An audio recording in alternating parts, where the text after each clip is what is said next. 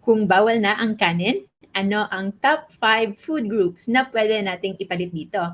This is a follow-up video sa ating previous video a few days ago na ang 5 food groups na nakaka-lead into diabetes or worsens diabetes kahit hindi matamis.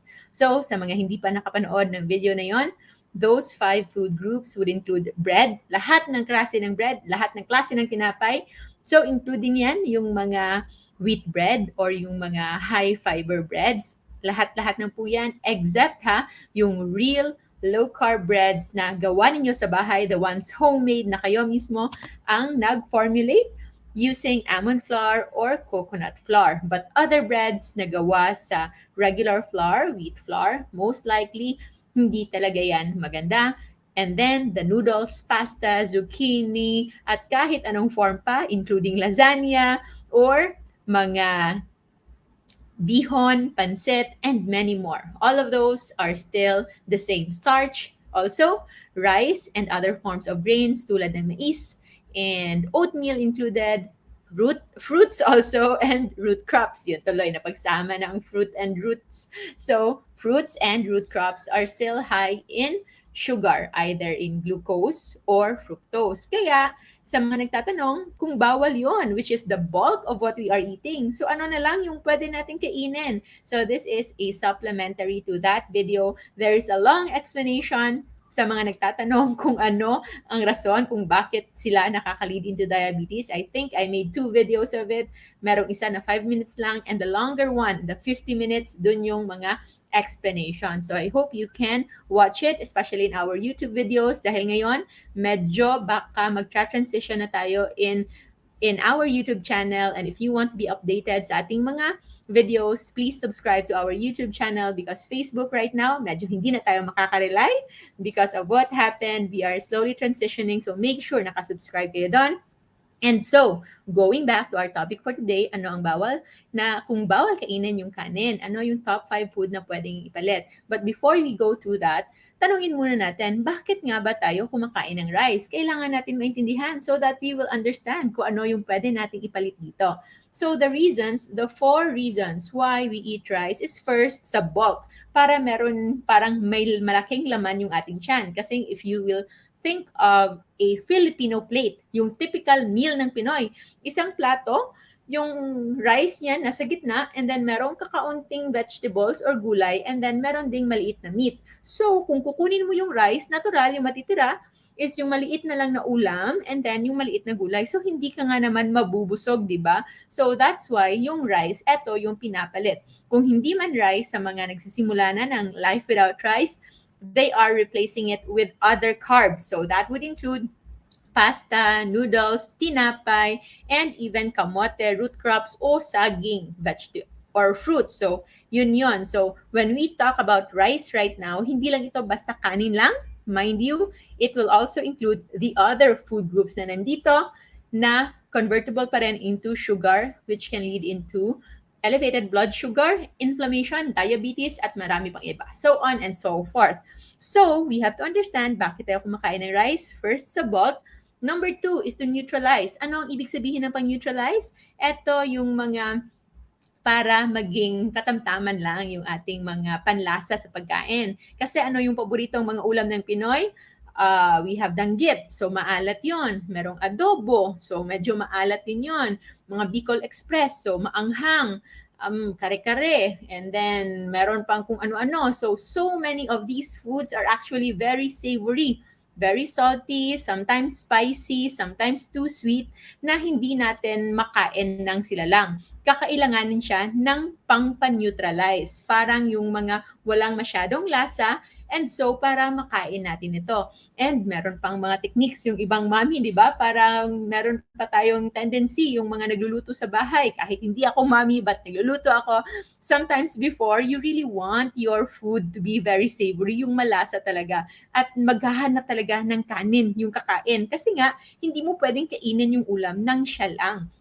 And so we are looking for neutralizers sa mga na-expose in restaurants and also living abroad. Yung isa sa kanilang pinaka pangpalit sa rice is potato, patatas, either wedge na mga patatas, french fries, or yung mashed potato. So potato, still root crop yan at nakakakos pa rin ng the same spike ng blood sugar. So we eat rice to neutralize the food. Number three would be energy. Kasi rice can be convertible into glucose and glucose can be a source of energy. But there is a catch. Kapag parating nakadepend tayo sa glucose as our only source of energy, then meron itong side effect. Just like kapag parating uling yung ginagamit natin sa pagluto, iitim yung bahay mo, pumupuno ng usok. Eventually, it will not look good. Whereas if you use, for example, induction cooker, so walang sunog yan. It's all very clean and also it's using electricity and wala siyang masyadong carbon footprint. So hindi siya nakaka-damage sa mundo. That is also what's happening in our body. Kapag parati natin ginagamit na energy ay glucose o sugar lamang, it will leave traces of those na mga basura. So that is why kapag parati ka nagra-rice, mangangailangan ka rin ng maraming antioxidants because you are actually producing all of those oxidants. So oxidative stress, yun yung pinaka-cause ng inflammation. That may sound a little complicated but ang pinaka-idea niyan is kapag yung ginagamit mo ay sugar or glucose coming from rice, coming from those other foods, from starch, magkakaroon ito ng build-up sa ating katawan. That is why kapag eto yung diet, ano yung common sa mga countries na very high in consumption of rice? Even the ones in Mediterranean area like Spain, kahit pa meron silang long life, pero anong meron? Dementia. Okay, pagkaulyanin, it's already very common. It's because all of those little na mga basura, mga byproducts when we always use glucose as our only source of energy, nakakadamage siya ng ating utak. And to think our brain, meron niyang blood-brain barrier. Isa siya sa pinaka-protektadong parte ng ating katawan. And if sugar, glucose, rice, and those grains and starch nakakadamage ng ating brain, that is already very protected na area ng ating katawan, how much more yung mga less protected parts ng ating katawan? Just like our heart, our kidneys, di ba? That is why yung isa sa pinaka-common cause of kidney diseases are actually diabetic nephropathy and hypertensive nephropathy. In other words, diabetic nephropathy, yung mga pagtaas ng blood sugar nakakasira ng parts ng ating kidneys na almost irreversible, na hindi na talaga ma-repair pa, and also hypertensive nephropathy. This is the kidney problem na related naman sa pagtaas ng ating blood pressure. Pumuputok because our kidneys is made up of hundreds of thousands of nephrons that are, yung nephrons na yan, yun yung kanyang pangalan, Nephrons. In case gusto nyong i-google yan at mag-aral kayo about it, these are tiny, very tiny blood vessels. Sila yung nag-filter sa ating lahat ng fluids sa katawan. But when they get damaged, they are already damaged. Hindi na gagawa ng bagong nephron ang inyong kidneys. In general, yun yung pinaka-common na nakikita natin. That's why we have to take care of our kidneys. And that is why, bakit ito related sa energy? Ang good news niyan, meron tayong sariling kakayahan na pwedeng mag-switch ng ating energy source, di ba? Kung yung sugar yung gagamitin mo, yung halimbawa nito, parang ginagamit mo na energy is uling o di kaya kahoy kung sa probinsya. For those of you who have been living in the city, baka hindi nyo pa alam na merong ganyan. Meron talagang area yung mga bahay before na dyan puro ang itim-itim, ang dumi-dumi tingnan because they are using uling at saka kahoy. So marami talagang usok. But our body is so great na meron siyang parang induction cooker, parang induction stove na very clean kapag na-switch nyo yan. At alam nyo ba kung anong energy source na yan? It's actually coming from fats, galing sa taba in the form of fatty acids and ketones. But hindi yan gagana, hindi yan magagamit ng katawan mo kapag marami kang stock na uling at kahoy. Hindi niya yan i-activate. Ipapalabas niya lang ito the moment na nakikita niya na hindi ka na bumibili pa at nag-iimbak ng marami pang kahoy at uling sa iyong pamamahay. Gets? That is why we need to lower down our glucose in our body first. Yung storage natin ng uling at kahoy, kailangan pababain muna natin. Our body should sense. Dapat ma-feel niya muna na mababa na yung stocks na at wala ka ng planong mag-stock pa ulit ng glucose in the form of, ano yon, uling at kahoy para ilabas niya yung inyong induction stove. And that is where ketogenesis will happen. So yung production ng ketones ay galing sa ating liver mismo. Yung ating atay ay makakagawa ng kanyang sariling ketones at yun yung gagamiting energy ng ating katawan. You can actually work better, work faster, and even become more energetic as compared to the previous one. Sa mga kasama natin na naka-low carb na, those we call as fat adapted. Hindi yung parang naging mataba ha. Actually, they lose weight and also not just losing weight, but having transformation sa kanilang body composition. Others weigh the same, pareho lang yung kanilang timbang. Pero yung kanilang bewang ay lumiliit, yung kanilang tiyan ay lumiliit, yung kanilang muscles ay lumalaki, and they don't feel bloated and they feel lighter at nawala na yung mga sakit-sakit nila sa katawan. Makakabangon na sila directly from their bed na hindi nangangailangan ng tulong. Especially, yung experience na yan is actually my mom, who is already 67 years old and also going 4 years na rin na hindi nagsasaing tulad ko. Hindi dahil tamad kaming magsaing, but because our household, our home no longer eats rice. So yon, at kung sino mang makagala sa bahay namin, alam nyo yan. Magdala kayo ng sarili nyong kanin kung gusto nyong kumain ng kanin. But wala kayong aasahang kanin sa bahay namin. And lastly, economy. So no, meron na in-address na natin yung energy, pwedeng makuha sa other source, and now yung economy naman. Kasi nga, i-compare mo ang bulk ng rice as compared to ulam, mas mura talaga yung rice, di ba? Kaya sinasabi ng iba na mahal yung paglo-low carb kasi mas marami kang gasto sa ulam. Because when we remove the rice, usually, pinapalitan namin ito ng ulam. So, para madodoble yung ulam or even matitriple yung ulam. Like for me, it's like triple talaga yung ulam ko. Pero, hindi naman ako kumakain ng 3 times a day. And also, kung kumakain ka ng vegetable, so kahit double na lang yung ulam ay okay na. How about economy? Mas mura daw.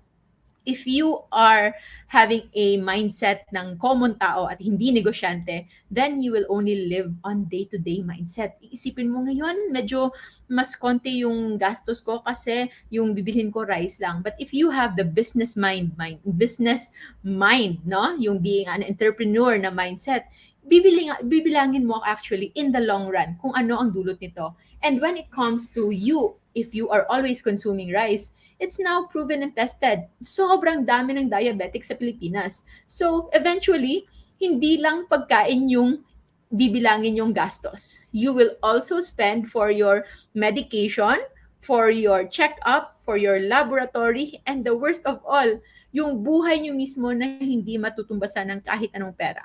Sobrang daming mga mayayaman na meron pa rin diabetes because they're not knowledgeable about this. Yung pinakamalungkot nga, kung kailan pa umangat sa buhay, dun pa nagkasakit.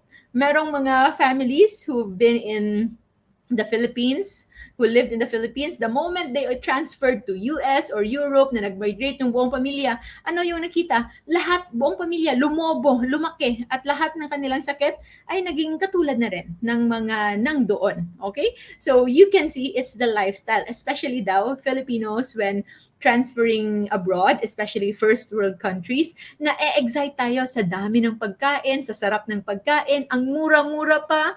And so we are not able to control ourselves or kahit nakokontrol man, but without the right knowledge, kung hindi mo talaga alam which foods are not really good for you, you will just focus on ang sarap lang nila, ang mura nila, at nakaka-energize sila without you knowing na every time pala kumakain ka nun, you are bound. Para ka nang pumirma ng kontrata na you are going to eat that food, the same thing again and again and again. That is the concept of carbohydrate addiction. We have to thank Doc Fee, our fighter, our friend, no, who also is actually can can use some help. If you wish to extend help to Doc Fee, meron akong pinost sa ating story to help her with her battle in her breast cancer. So, good thing ngayon wala na siyang natapos na yung kanyang operasyon, but there's still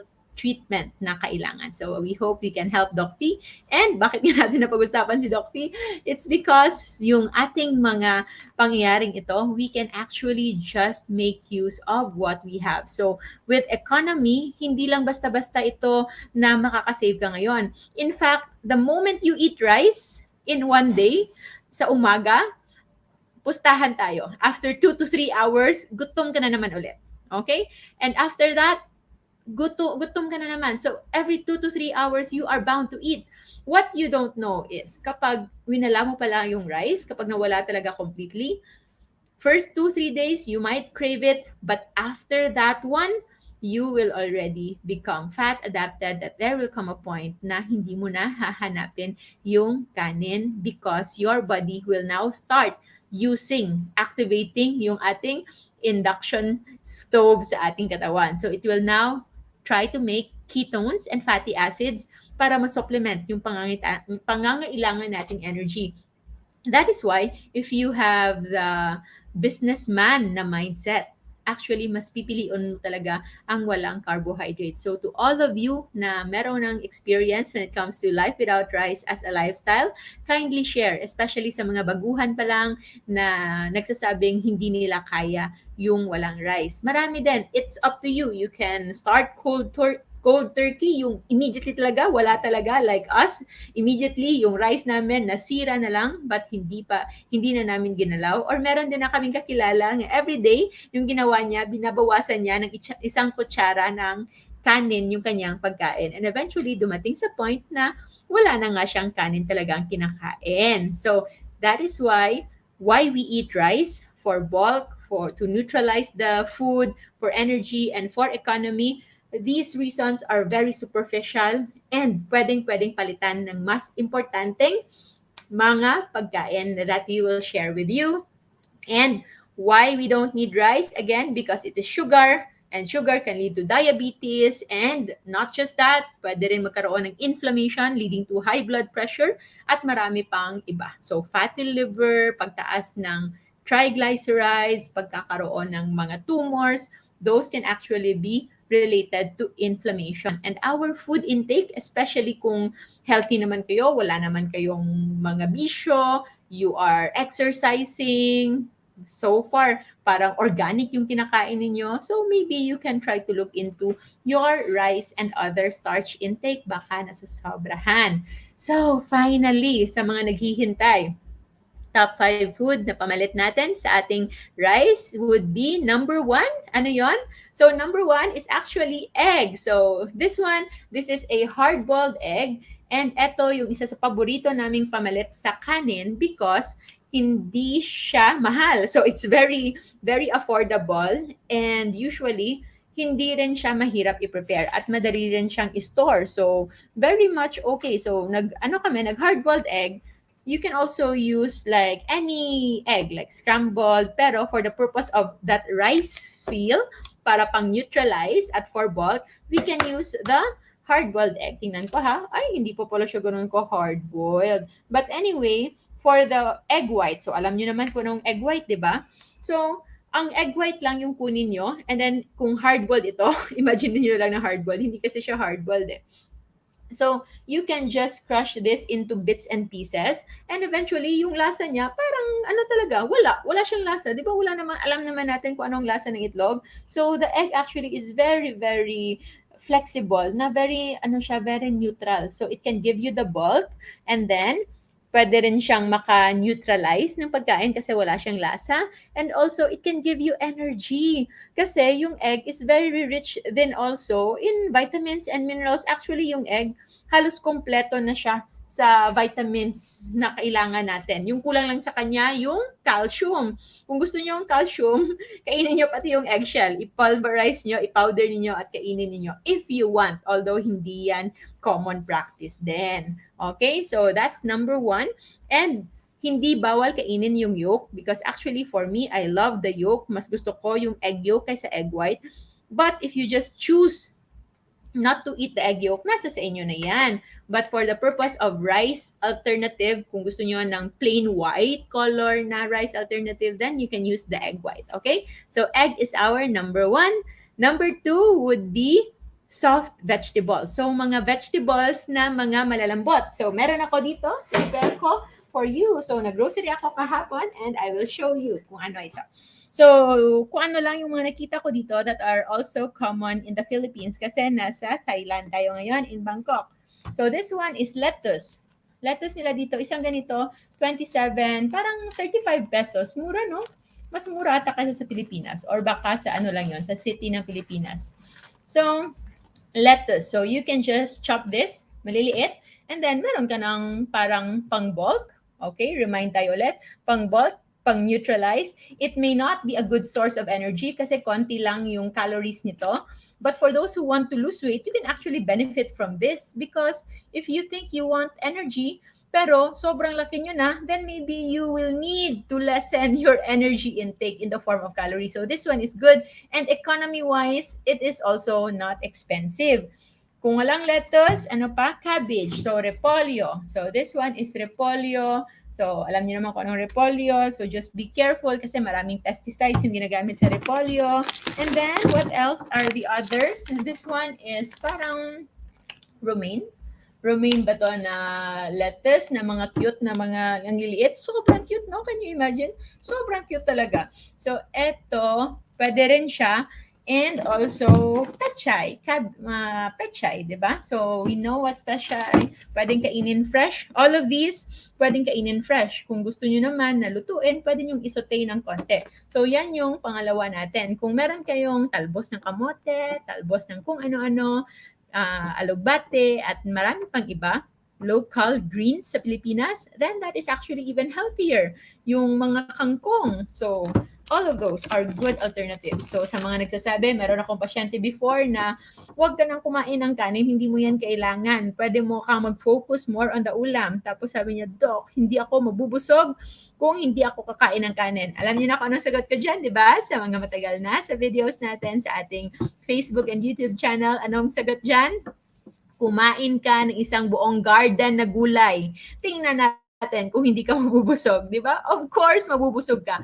But it's just the mindset. So, going back to our top 5 food na pwedeng ipalit sa kanin, dahil kung bawal na ang kanin, so we have the eggs, and we have the soft vegetables. And of course, kung merong soft vegetables, meron ding hard vegetables. So, ano yung mga examples ng hard vegetables? This one, ang cute, no? So, pepino, cucumber, yan yung isa sa pinaka-paborito ng ating mga members sa Life Without Rice. So, chinachop nila ito, maninipis, yung parang chips.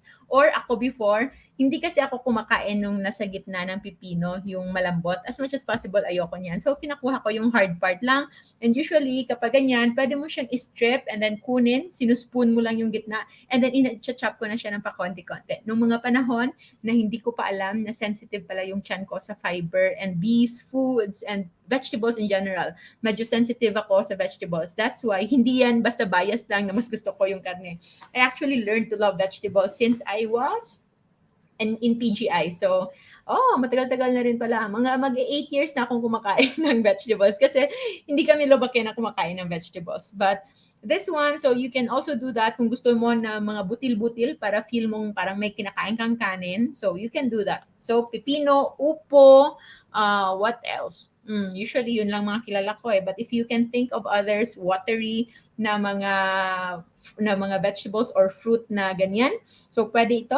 And other one of the famous rice alternative, cauliflower and broccoli. Tinatawagan nilang broccoli rice or cauli rice. Broccoli rice or cauli rice, sinachop din ng konti and then tinipiga because this one, I think marami siyang parang sap, marang lapot-lapot na meron siyang parang weird na taste. So that one, hindi actually ako nagprepare niyan ng cauliflower rice and broccoli rice because matrabaho siya para sa akin. So I'm very, very busy. So wala na akong time to prepare these kinds. So usually, kinakain ko lang sila as is. Like, mabibilog lang. Isi-steam mo lang or i-boil ng konti or isusote ng konti sa ating butter, our favorite oil na gamitin pang luto, and then you can have. So we have, again, we have the hard vegetables. Meron tayong soft vegetables, and we have the hard vegetables, and we have the egg.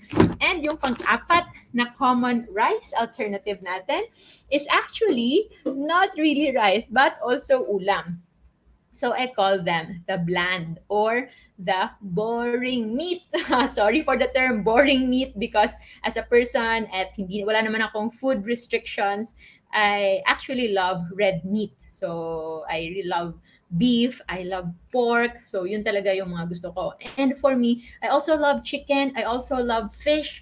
Pero usually, yung tingin ko sa kanila, para silang kanin because they are bland. Wala talaga silang ganung parang inherent na lasa. Although, when you spice them up, kapag niluto mo na sila, nagkakaroon sila ng lasa, of course. But if you think you want that parang bland taste na, yung pang-neutralize kung baga, at meron kayong liempo or meron kayong steak, at gusto nyong merong pang-neutralize ng konti o yung sa bahay ninyo, nagluto sila ng sobra-sobrang sarap na pagkaluto na Bicol Express at wala kayong kahit anong pang-neutralize sa others natin na mga pangpalit, you can actually just promote, yun yung sabi ko, or assign. Sa mga ulam na ito, meron akong i-assign. Ito yung kanin ko. Yun. Because as much as we want to avoid the mindset, no, na hindi tayo magde-depend sa rice, we actually want to have this realization na we don't need rice alternative. Hindi actually natin kailangan ng alternative. But hindi rin natin madedenay na part niyo ng pagkatao natin. We grew up na hindi ka pwedeng kumain ng pork chop lang. Hindi ka pwedeng kumain ng dried fish lang. Dapat meron siyang kasama ng perong parang pang ano yan, pang neutralize niyan. And so for me, I learned to do that. So nag-a-assign ako. Even if I don't say it, but unconsciously minsan kahit hindi ko iniisip, automatic ako na kapag kumakain ako ng ulam, for example, meron siyang kasamang another din na nasa plate ko since I mostly ulam, na puro ulam, but in my unconscious mind, naiisip ko na eto yung ulam, eto yung aking rice. So, the common na bland meat that is our top four na pwedeng ipalit would be fish and chicken. So, yung mga white meat, you can pair them up with the red meat, especially by nutrition levels. Based on nutrition, red meat have more nutrients than white meat. Hindi yan bias. It's based on per gram na counterpart when it comes to vitamins and mineral content. So as an example, para meron lang kayong makita, is this tuna. So this is a tuna in brine. So this is just sobrang mura lang dito. Mga nasa 50 to 60 pesos lang. And masarap. I cooked one last night.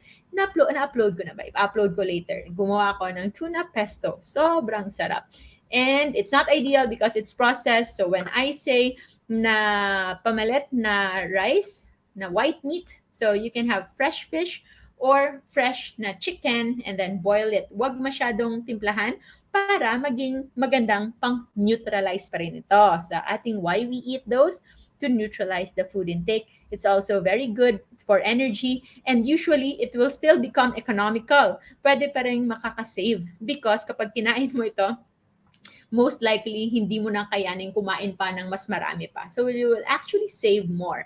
When you do low carb, parang on average, maybe 80% ng naka-low carb, nagtitimad. Timad means 2 meals a day. So parang automatic siya na kumukonti yung pagkain mo because you will become appetite corrected, na alam mo na yung craving mo sa pagkain ngayon is not from just the sudden na pagbagsak ng sugar sa katawan, which is also a superficial reason na hindi yan totoong bumabagsak. It's just that yung tolerance mo sa sugar ay medyo mataas na. Akala mo hypoglycemic ka na, pero totoo pala, if you check your blood sugar, it's still higher than normal. Kaya nga lang, sanay yung katawan mo na very, very mataas yung iyong blood sugar, nakakaunting dip lang ay nag-hypogly na. So, it can still provide you with the energy, and also, there's no hypoglycemia in low carb because once you are already fat adapted, kapag nakaandar na yung inyong induction stove sa inyong katawan at na set aside na, wala nang uling at wala nang kahoy, your body will just be continuously producing ketones when you need it. Bihirang-bihira lang na mawawalan kayo ng energy unless butot balat na kayo. And of course, no, if butot balat na kayo, dapat hindi na kayo nagpa-fasting. That's already an eating disorder. Be realistic, be practical, and know na kung kailan kayo pwede pang mag-fasting. Know more about this in our low carb and fasting masterclass. Meron tayong ongoing masterclass sa may mga sakit at kahit pa sa mga walang sakit if you just want to optimize your health. And our top 5 na alternatives sa low carb na kung bawal na yung rice would be others. Marami kasing iba dyan, but meron lang akong sample dito. This is a shirataki rice. So, shirataki rice is made of konjac flour, yung parang seaweed-based flour, parang siyang gelatin kind of flour. So, yung isang ganito lang, nasa 100 pesos average. So, if you use this one, ang konti-konti lang, and then, yung kanin feel, hindi talaga siya ganun kagandang kanin feel if you're looking for that kanin na feel talaga. So, usually, everyone na hindi sanay dito will end up disappointed. And so, personally, I don't recommend this. Hindi ko kasi, actually, nadala ko lang to dahil akala ko shirataki noodles. Kasi, di ba, maraming noodles dito sa Thailand. So, yung plan ko sana, bibili lang ako ng noodles dito. Pero, yung kakainin kong pasta would be the shirataki pasta only to check na rice pala yung nakuha ko. So, maybe it's a blessing in disguise so that I can share with you that there is such a thing as shirataki rice. But, know na it might not be sustainable kasi hindi naman pwedeng kakain kayo, tig-iisa nito, tigwa 100 peso worth, no, individually. But usually, we have this, we reserve this on special occasions. So, nagluluto lang kami nito kapag merong occasion in which the last time is hindi ko na maalala kung kailan. So, usually, yung kinakain namin na sa shirataki rice would be kung luluto kami ng paella. We love paella so much. Or Valenciana. Yan, yung mga ganyan. Yan yung paborito namin. But, otherwise, we are no longer looking for rice anymore. Others na pwede yung ipalit would be mushrooms. So, mushrooms is proteins. Pwede din yan. So, marami. Yung iba, yung mga hindi na siya common na practice, but we also tried using yung desiccated coconut, yung fresh, like after ka na kumuha ng gata. So, yung natira nun na very dry na, tinotoast namin ni Maming. At sobrang sarap. We put it in the freezer and every time kukuha lang kami ng mga 3 kutsara, sobrang nakakabusog. So, it's fiber and then it also neutralizes your food, especially if niref nyo siya right after. It may not be a very, very good source of energy, but anyway, the energy here will be coming from your ulam na. And it's also economical kasi nga, waste na lang yan, di ba? So, it's also a good option if ever naghahanap talaga kayo ng medyo yung meron kayong pangkain ninyo kasabay ng inyong ulam. So, those are the top 5 low-carb alternatives if ever you will consider doing away with rice sa inyong pagkain. Remember, hindi lang rice yung ating iniiwasan, but also the other foods na hindi rice at hindi matamis, but pwede pa rin mag-lead into diabetes like the tinapay, noodles, pasta, other grains other than rice, fruits, and root crops. If you wish to know more, meron tayong maraming videos dyan. Again, I invite you to subscribe to our YouTube channel as we transition more in YouTube kasi sobrang nasaktan tayo sa nawalang mga kung ano-ano sa ating Facebook page and we don't know hanggang kailan tayo dito. So we are transitioning slowly na baka someday soon ay sa YouTube na lang siya tayo mag-live and I hope to still see you there. Sa mga hindi sanay mag-YouTube, try nyo lang. Pero baka ma-addict kayo sa YouTube So just subscribe with the channels that you know are going to help you with your healing. Kasi ang low-carb lifestyle ay hindi lang po basta sa mga kinakain lang natin, but also sa mga pinanonood natin, sa mga taong kinakausap natin, sa ating pag-grocery, at sa ating iniisip bago tayo matulog sa gabi. And always think that you are healing. Always believe, maniwala, that you are on your way to your best self and every day, ikaw ay gumagaling. So our mantra, every day, in every way, I am getting better and better. And also, wag ma-stress. Whether I fast or I eat, I just stay healthy and fit. Yan yung isipin nyo parate, okay? Just know the basic. You can join our masterclass to know more. Just message yung mga admins natin na sumasagot sa mga tanong ng karamihan na nagtatanong, and we hope to help you with your healing journey soon. So, maraming salamat everyone. It's already what na? Oh, almost 5 o'clock here in Thailand, in Bangkok, Thailand, and it's almost 6 o'clock there. So, sa mga naka-circadian fasting, kumain na kayo so that you can enjoy better sleep and better mood and more healing next time. So, maraming salamat guys. Always remember to stay low carb so that we all stay safe. Have a good day everyone. Bye-bye.